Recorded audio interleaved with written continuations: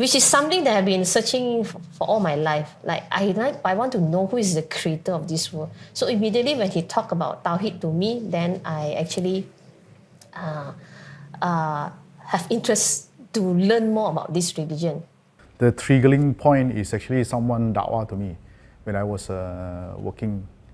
So actually I da'wah to him because I was a Christian, I was a Catholic. Actually, it's not really a da'wah.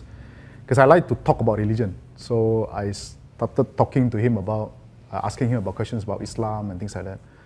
And then he couldn't answer me questions. So what he did was he said, okay, I'll give you something to watch tomorrow. So the next day, so I asked him, I said, so what's the DVD, the VCD you promised me? So he gave me the Ahmad Didat, the debate between Ahmad Didat and a pastor. So that's how it started my journey of learning about Islam. So what really attracted me Islam is the Tawhid part, because as a Catholic, there's something missing in my belief is how can Jesus be God when he is a man?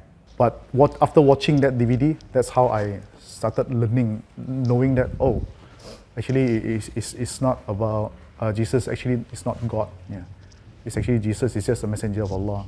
So that's how I go into knowing that actually there's only one God and we should just worship Him.